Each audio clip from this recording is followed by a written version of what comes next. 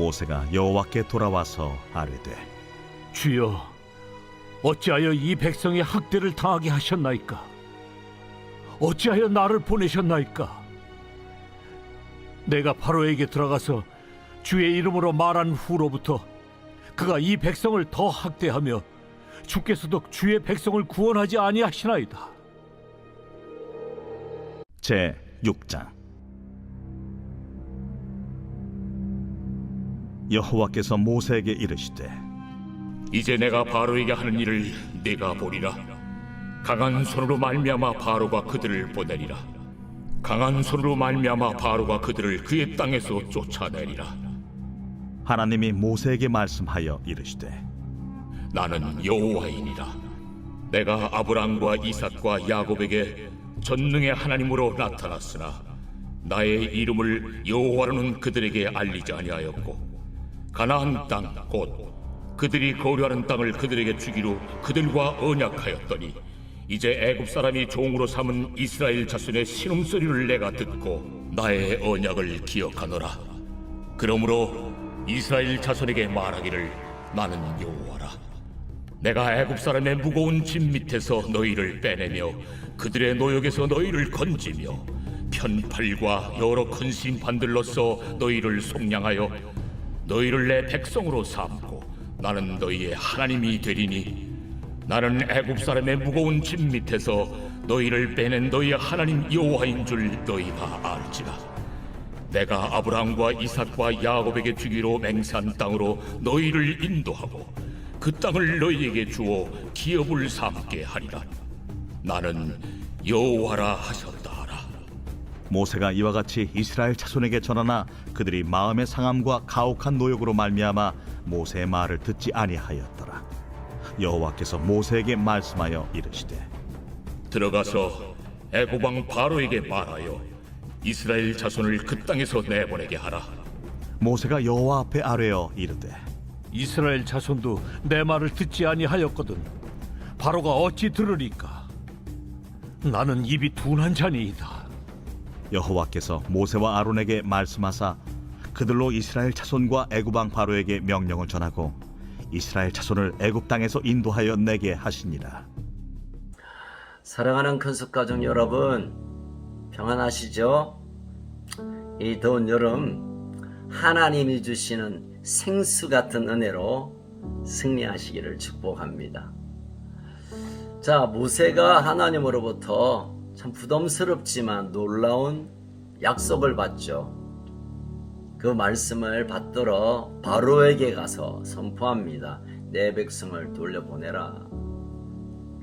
금방이라도 백성을 풀어줄 것 같았던 모세와 반대로 바로는 이 얘기를 듣고 더 열을 받습니다. 화가 난 바로는 이스라엘 백성들에게 벽돌을 굽는 일을 하나 했었는데 이제는 재료도 주지 않고 그 숫자를 맞추어 벽돌을 찍어라 라고 합니다. 말도 안 되는 일이죠. 더 고통스러운 일이 생깁니다. 자, 그 벽돌의 개수를 기록해서 바로에게 보고하는 이스라엘의 기록원들이 이거 너무 터무니없어서 바로에게 요청합니다. 이럴 수가 없습니다. 그러니 바로는 더 그들을 호통치면서 너희들이 게을러서 그렇고 너희들이 배가 불러서 그렇다고 요즘 말로. 그러니 이 이스라엘 기록원들이 정말 죽을 맛입니다. 그때 모세를 향하여 비난하고 좀 원망하는 이런 소리를 내뱉습니다. 그때 이 모세의 반응은 어떠할까요? 얼마나 마음이 괴롭겠습니까? 하나님이 명령해서 그 순종하여 선포했는데 돌아오는 것은 더 어렵고 더 힘들고 더 고통스러운 상황입니다. 어찌해야 합니까? 그런데 오늘 보면 22절에 보니까 하나님 어찌하여 나를 보내셨습니까? 라고 탄식하는 거죠. 여러분, 하나님의 백성임에도 불구하고 그들의 고통에 대해 간섭하지 않는 것처럼 보입니다. 그래서 그 보여지는 현상만 보면 투정하고 원망하고 또 괴로워할 수 있습니다. 그러나 그 일 뒷면에 이면에서 하나님께서 일을 진행하고 있고 결국 이루실 것에 대한 신뢰를 보아야 할 것입니다. 모세는 그걸 알아차리지 못했습니다. 하나님이 지금 무슨 일을 하시는지 어떤 계획 가운데 이 일을 진행하는지 알지 못했기 때문에 투정하고 원망하고 괴로워하고 있는 모습을 우리가 봅니다. 여러분, 어쩌면 우리의 모습이 그렇죠. 하나님의 말씀을 받을 때는 야, 이 말씀이면 되겠다, 이렇게 살면 하나님은 복 주시겠다, 나에게 이렇게 위로하시네 라고 받아들이지만 그 말씀을 전폭적으로 신뢰하지 못해서 우리의 삶이 달라지면 한순간에 내가 그 말씀을 잘못 들었나, 이 말씀은 아닌 것 같아, 오히려 더 마음이 낙담될 수가 있는 것이죠. 자, 6장에 들어서서 이제 하나님은 낙심하고 있는 모세를 향하여 약속의 말씀을 다시 들려주십니다. 1절에 보니까 하나님이 바로를 하나님의 그 강한 손으로 쳐서 이스라엘을 보내지 않고는 견딜 수 없게 하시겠다라고 말씀합니다. 그러면서 2절에 보니까 하나님은 자신을 여호와, 자신의 존재 이름이 여호와임을 밝힙니다. 이스라엘의 조상 아브라함과 이삭과 야곱에게 전능한 하나님으로 나타났고 그들에게 가나안 땅을 주시기로 약속한 바로 그 하나님이 지금 하나님이라고 자신을 소개합니다. 하나님 그분이 이스라엘을 여기까지 인도하셨고 또 인도하실 것이고 그들을 백성으로 삼으셨고 그들이 하나님이 되시겠다는 하나님의 의지를 분명히 천명하고 있습니다. 자, 3절부터 8절에 보면 이제 이스라엘의 고통을 보시고 하나님은 아셨을 뿐만 아니라 그들에게 향하신 하나님의 구원의 계획을 더 선명하게 보여주고 있습니다. 여러분, 때때로 우리의 인생에 찾아오는 이해되지 않는 환경을 만나면 야, 이거 진짜 내가 예수를 괜히 믿은 것 아닌가, 또는 하나님은 너무 멀리 계시는 것 같기도 하고. 근데 여러분 기억하십시오. 하나님의 약속의 말씀은 그의 신실함, 그의 분명한 능력이 있어 우리에게 그대로 성취되는 그 순간이 오게 될 것을 믿음으로 취하는 것입니다. 여러분, 이 약속이 모세에게 처음 준 약속이 아닙니다. 이미 들었던 말씀입니다. 이미 하신 약속입니다. 하나님이 또 다시 들려주시죠. 여러분, 이 말씀을 보면서 어떤 생각이 듭니까? 우리는 날마다 새로운 약속, 새로운 은혜, 새로운 기가 막힌 그런 어떤 능력을 기다리지만 사실은 어떤 환경에서도 하나님이 여전히 우리 가운데 일하고 계시고 이미 하신 말씀을 지금도 기억하셔서 그 약속을 이루신다는 신뢰, 전폭적인 믿음의 자세가 더 중요한 것입니다. 그땐 그랬는데 지금은 아니고 나중에는 또 아닐 것이다. 아니에요. 그 믿음이 아닙니다. 예전에도 그러하셨고 지금도 그렇게 하실 것이고 미래는 또 분명히 그 약속대로 우리를 이끄실 것이라는 믿음이 이 위기를 이겨내는, 이 갈등을 극복하는 힘이 될 것입니다. 9절부터 13절까지 보면 모세는 이제 이 하나님의 약속의 말씀을 다시 붙들고 힘을 얻습니다. 백성들 앞에 나가서 말씀 들은 대로 전달합니다. 그러면 백성들도 그렇지, 하나님 우리를 버리지 않으셨지, 우리를 지금도 살펴보고 계시지 하고 돌아와야 될 텐데 안타깝게도 백성들은 자기 앞에 있는 힘든 일 때문에 하나님의 말씀을 다 받아내지 못하고 있습니다. 하나님을 신뢰하지 못합니다. 하나님의 약속을 무가치하게 여깁니다. 이것을 불신앙이라고 말합니다. 하나님 외에 또 다른 것에 지배를 받고 하나님의 약속 말고도 또 다른 것을 귀히 여기면 이런 현상, 하나님이 직접 나타나고 말씀하시고 하나님이 지금 일하고 계심에도 그게 들리지 않고 보이지 않고 경험되지 않습니다. 그러면 자연히 불만, 불평, 불신앙, 이것밖에 남는 것이 없는 것이죠. 그런데 그 자리에 하나님은 모세에게 다시 바로에게 들어가라고 합니다. 기가 막히죠. 백성들이 지지를 하고 뭔가 분위기가 되면 바로도 다시 한번 도전할 텐데 백성들도 그것을 받아들이지 못하고 불신하고 도대체 무슨 힘으로 바로에게 또 간단 말인가. 그런데 바로는 오늘 보면 10절 11절에 보니까 그 자손들을 땅에서 내보내라는 하나님의 말씀을 담대히 전하고 있습니다. 이 말씀을 받은 모세는 사실은 주눅든 목소리로 나는 입이 둔한 사람입니다. 그렇게 할 수 없습니다. 사실은 거부했죠. 이런 모세와 이스라엘 백성에게 출애굽은 자신의 노력과 자신의 어떤 능력과 자신의 용기와 자신의 힘으로 한다는 것을 그들은 여전히 사로잡혀 있었던 것입니다. 하나님이 말씀을 주셨고 하나님이 하라고 하시면 하는 것이고 하나님께서 성취할 것을 온전히 믿지 못한 그들이었기에 눈에 보여지는 상황, 바로의 그 엄청난 능력, 현실의 고통, 내 마음대로 되어가지 않는 이 상황, 그들은 그냥 무너졌던 것입니다. 사랑하는 우리 큰숙가족 여러분, 지금의 우리의 상황이 어떠하든지 간에 하나님은 신실하게 우리를 붙드시고 한 걸음 한 걸음 인도해 가십니다.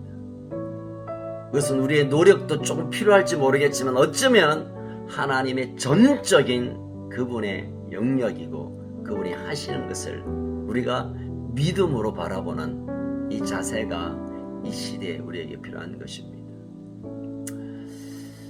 여러분, 사람은 자신을 받아들이는 자리에서는 굳이 말하지 않아도 당당하죠. 그런데 만약 자신이 받아들여지지 않는 자리라면 어떻게 하겠습니까? 아, 그래, 나 모르겠다. 뭐 내일도 아니고 뭐 나만 살면 되지. 그렇게 될 것입니다. 그러면서 우리의 자신을 들여다봅니다. 야, 내가 오늘 여기까지 이렇게 살아온 게 이 정도밖에 안 되나? 아, 나는 더 이상 뭘 해낼 수 있는 존재가 아니구나. 낙심하고 낙담하고 낭망하게 됩니다. 그때 하나님 우리에게 찾아오십니다. 오셔서 또 약속의 말씀을 기억시킬 것입니다. 여러분, 주시는 그 약속의 말씀을 이미 들었던 말씀이어도 아니면 내가 외우고 있는 말씀이어도 그것을 믿음으로 취하지 않는 것은 또 새로운 말씀입니다. 그 말씀을 부여잡고 전적인 하나님의 하실 일을 바라보며 믿음으로 반응하는, 여기서부터 하나님의 역사는 더 분명하게 일어날 것입니다. 여러분, 결코 우리의 관점과 우리의 생각과 우리의 가능성과 상황에 주눅들지 않기를 축복합니다. 여러분, 우리 인생의 갈등도 마찬가지입니다. 내가 굳이 뭐 그냥 골치 아픈 거 그냥 몰라겠다 던져버리고 도피하고 신경 꺼버리면 되겠지만, 그러나 하나님께서 그 일을 할 것에 대한 소망을 가진다면 우리 끝까지 포기하지 않고 그 영혼을 붙들고 기도하고 이 상황 앞에 하나님 하실 길을 기대하는 마음으로 사는 그것이 하나님을 왕으로 모시고 하나님을 아버지로 모시고 소위 믿음으로 살아가는 삶의 태도인 것입니다. 사랑하는 큰숙가족 여러분, 말씀으로 사는 것이 금방금방 축복으로 바뀌면 얼마나 좋겠습니까? 혹시 그러지 않더라도 믿음의 결단이, 헌신이, 우리의 믿음의 순간들이 오히려 더 어려움이 온다 하더라도 상황보다 더 크신 하나님과 그의 약속의 말씀을 붙잡는 기회로 삼으시기를 축복합니다. 여러분, 우리는 어차피 천국 갈 때까지 믿음, 말씀, 하나님의 일하심, 하나님의 약속, 이걸로 살아야 합니다. 이걸 놓쳐버리면 우린 다 내어줄 수밖에 없고 포기하게 되고 할 힘도 이유도 가치도 발견하지 못하게 됩니다. 하나님은 살아계시고 지금도 나를 바라보고 계시고 나와 상관없이 그분은 일하고 계시고 혹시 나를 통하여 일하면 나는 영광의 순간에 세워지는 것이고 하나님께서 일하심을 철저히 하나님의 일하심에 대한 신뢰로 오늘 하루하루를 살아가는 저와 여러분 되었으면 참 좋겠습니다. 여러분 눈앞에 무엇이 보입니까? 어떤 얘기가 들려옵니까? 사람들이 나를 뭐라고 합니까? 별 중요하지 않습니다. 저는 최근에 이런 비슷한 일 때문에 참 마음에 낙심한 적이 있습니다. 그런데 하나님이 제 뒤통수를 치시더라고. 야, 너 사람을 좋게 하는 일을 위해 목사가 됐냐? 나를 좋게 하기 위하여 목사가 됐냐? 내 소리에 순종하여 목사가 됐냐? 아니면 사람 소리에 의해서 목사가 되었냐? 저는 다시 소명의 자리에 돌아가는, 다시 첫 자리에 서는 그런 은혜를 경험했습니다.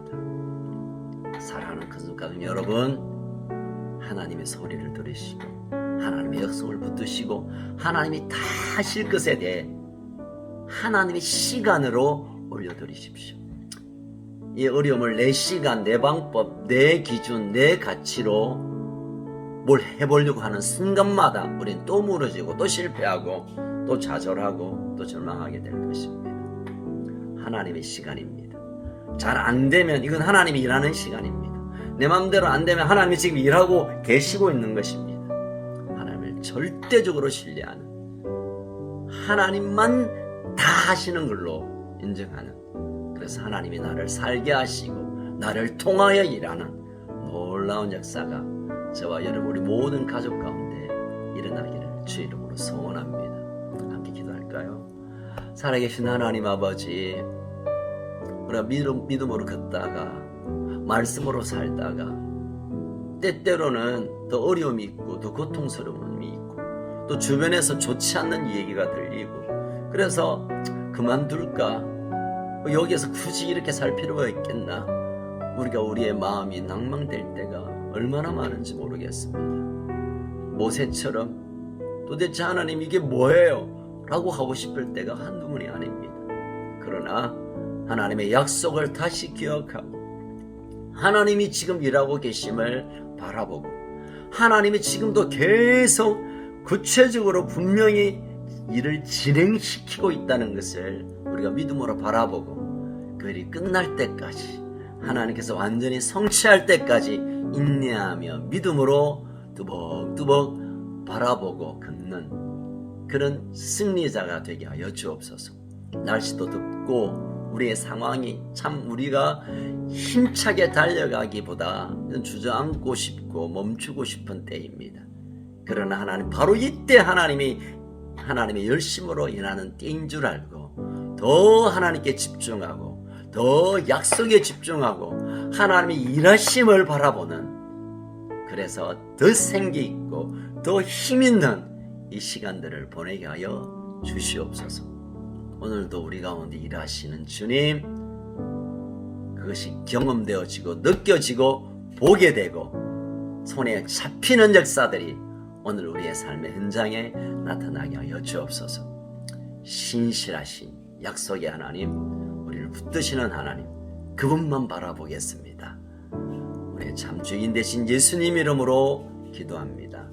아멘. 오늘도 승리하는 복된 하루가 되기를 축복합니다.